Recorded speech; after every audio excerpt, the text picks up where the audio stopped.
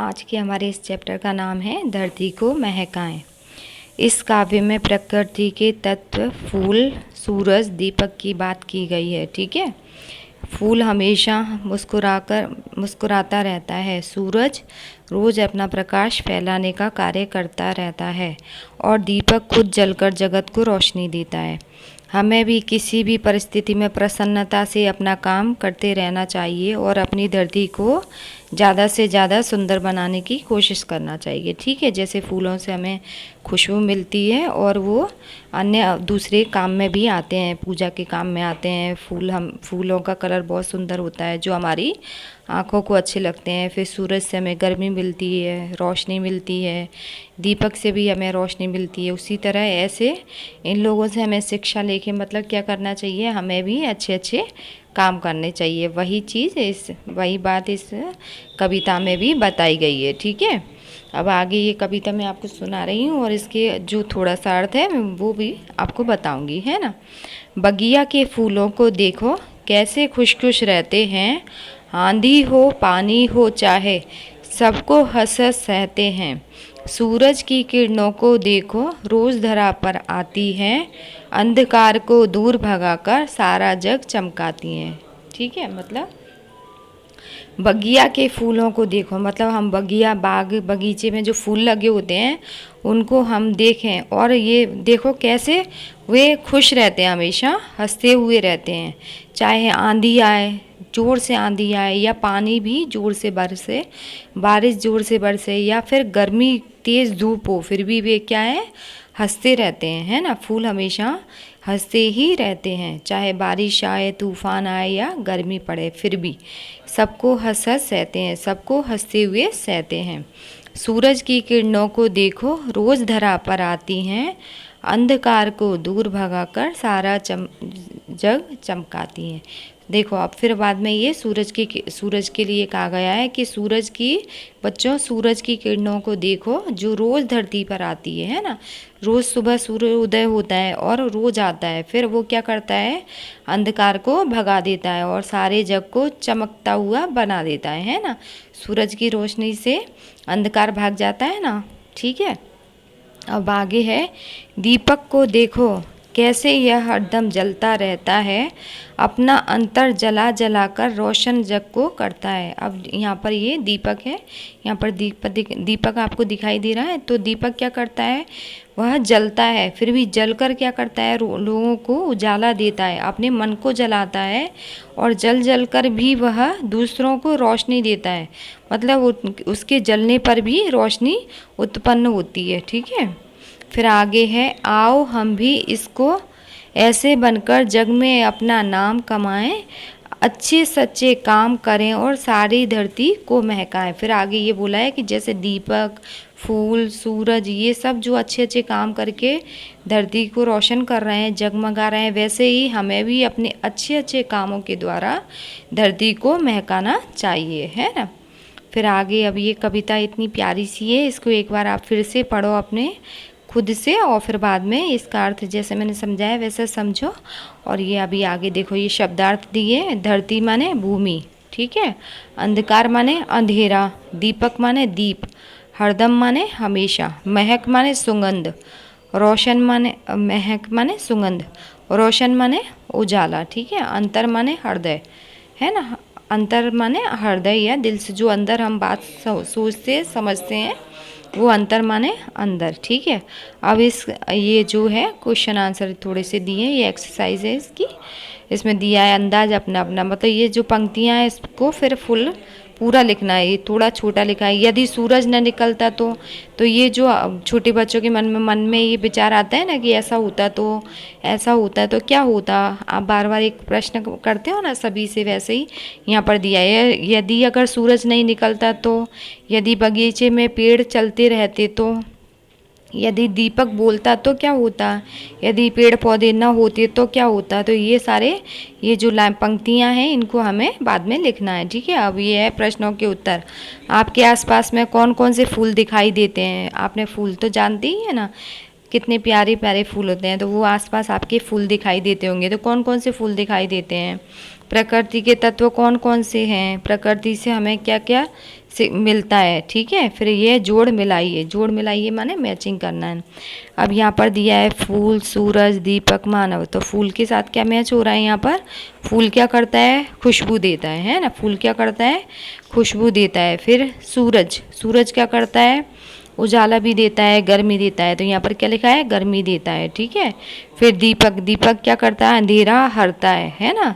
जब दीपक जलता है तो अंधेरा भाग जाता है ना, तो वैसे ही अंधेरा हरना। मानव क्या करता है? मानव माने मनुष्य, मनुष्य क्या करता है? अच्छे अच्छे काम करता है, ठीक है।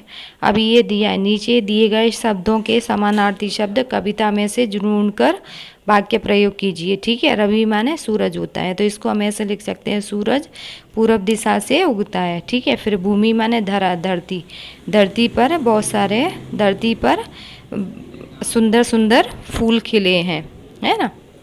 वृक्ष और धरती पर बहुत सारे वृक्ष उग रहे हैं, ऐसे करके हम यहाँ पर वाक्य में प्रयोग कर सकते हैं। फिर मानव, मानव माने मनुष्य, मनुष्य को अच्छे अच्छे काम करना चाहिए, ठीक है। दिया यानी दीपक, तो दीपक हमें क्या करता है? रोशनी देता है। इस तरह से हम वाक्य में प्रयोग कर सकते हैं। कोई भी वाक्य यहाँ पर बना सकते हैं, पर मैं आपको दूंगी, अगर आप चाहो तो वो लिख लेना, और अगर आपको अपने मन से लिखना है तो वो भी लिख सकते हो, ठीक है। फिर आगे है, चित्र के आधार पर 5 या 6 वाक्य लाइनें लिखिए। तो ये आप अपने मन से लिखो तो बहुत ही अच्छा है। इसमें सादा सादा सिंपल लाइन ही लिखनी है, जैसे सूरज पूरब दिशा से उगता है, सूरज से हमें रोशनी मिलती है, ये सूरजमुखी का फूल है, ऐसे करके 6-7 लाइन, 5-6 लाइन यहाँ पर लिखनी है। फिर है, नीचे दिए गए शब्दों में से उचित सर्वनाम चुनकर रिक्त स्थानों की पूर्ति कीजिए, ठीक है। अब सर्वनाम क्या होता है? सर्वनाम मतलब संज्ञा के बदले में जो वाक्य शब्द उपयोग किए जाते हैं उपयुक्त, वो उनको क्या बोलते हैं? सर्वनाम। जैसे तुम्हारा नाम क्या है? तो यहाँ पर ये देखो ऑप्शन भी दिए हैं यहाँ पर पहले, कि आप, कोई, नई, गति, क्या, पानी, ये सब ये ऑप्शन दिए हैं ब्रैकेट में, उनको यहाँ पर हमें भरना है, ठीक है। सर्वनाम का मतलब होता है जैसे सीधे सीधे नाम न लेकर उनके बदले में जो चीज़, जो शब्द उपयोग किए जाते हैं उन्हें सर्वनाम कहते हैं। जैसे तुम्हारा नाम क्या है? देखो तो कोई इधर ही आ रहा है, यहाँ से।